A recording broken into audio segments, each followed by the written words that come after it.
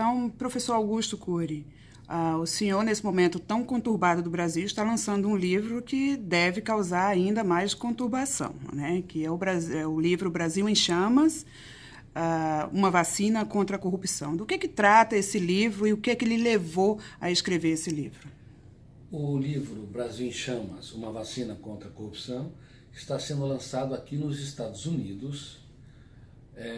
No Brasil, ele foi lançado há uns 2 anos como Médico da Humanidade, e eu reorganizei alguns textos para que ele pudesse receber um novo título, e ele deve ser relançado no Brasil daqui 2 ou 3 anos. O livro Brasil em Chamas é um romance sociopolítico que fala de um líder extremamente poderoso, mas que não entendeu que o verdadeiro líder se faz pequeno para tornar os pequenos grandes. O verdadeiro líder, ele é desprendido do poder, ele usa o poder para servir a sociedade e não usa o poder para que a sociedade o sirva. E um verdadeiro líder, ele é alguém que, em primeiro lugar, lidera a sua própria mente, para depois liderar uma cidade, um estado, uma nação, uma empresa e assim por diante. O Brasil em Chamas, ele é um livro que estimula as pessoas a fazer uma análise crítica da história. Povo que não conhece a sua história está condenado a repetir os mesmos erros. Ele conta a história, portanto, de um protagonista que não sabe nem por onde nem por quê. Ele vai visitando os vários momentos da história, uma viagem no tempo. Por exemplo, esse líder condena, num dos discursos, Pedro, que negou 3 vezes o seu mestre.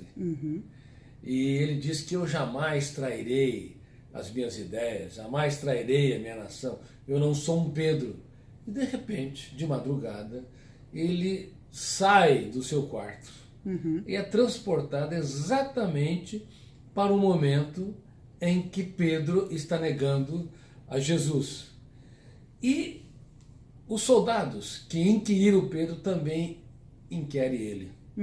E naquele momento, sofrendo uma pressão social e emocional enorme, ele também nega a Jesus. E ele percebe que o que Pedro fez, nenhum ser humano está isento de fazer se não aprender a ser autor da sua própria história. Ele vai conhecer, portanto, que é muito fácil julgar os outros quando você não aprende a julgar a si mesmo. Quem não mapeia os seus fantasmas mentais será assombrado a vida toda por eles. Esse livro seria um convite às pessoas olharem para dentro de si e verem os seus próprios defeitos. É mais ou menos isso? Exatamente. Inclusive, ele, por exemplo, exalta Robespierre.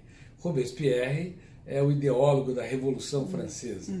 Então, ao mesmo tempo que ele o valoriza, valoriza a liberdade, a igualdade, a fraternidade, as 3 teses da Revolução Francesa, uma certa madrugada, ele viaja no tempo.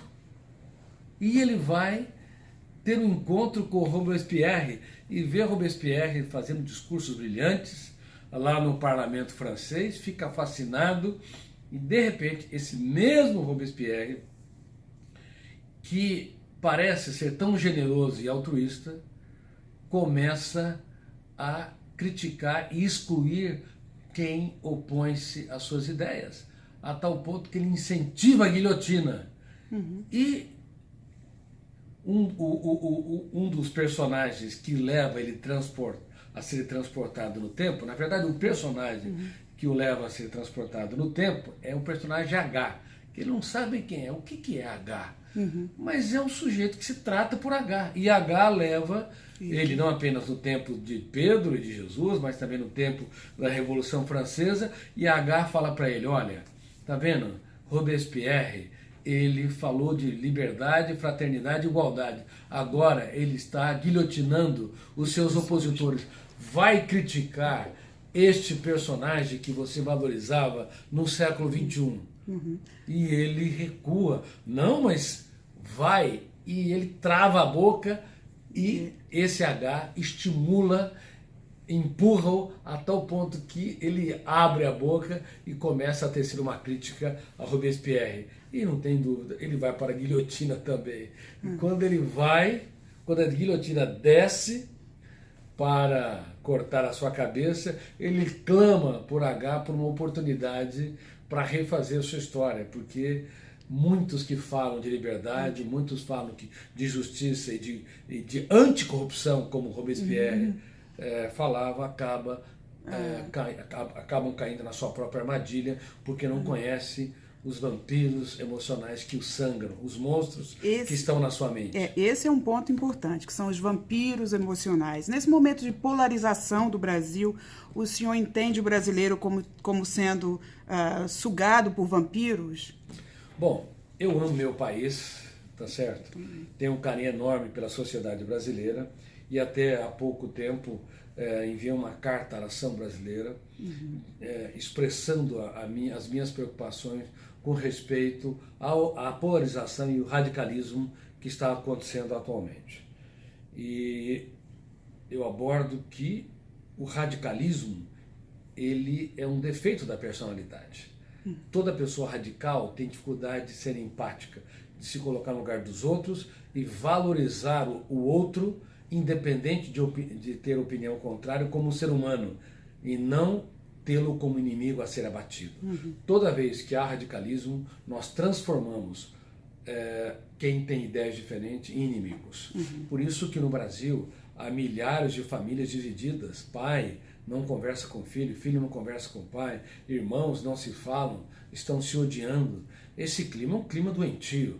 Nós temos que pacificar a nossa mente, ser líderes de nós mesmos para depois ser líderes do teatro social. Por isso que eu digo, quem ama o seu partido ou a sua ideologia, inclusive aqui nos Estados Unidos, entre republicanos e democratas, quem ama seu partido e sua ideologia mais do que a seu país, não é digno de viver em democracia. É autoritário. Tem uma postura ditatorial.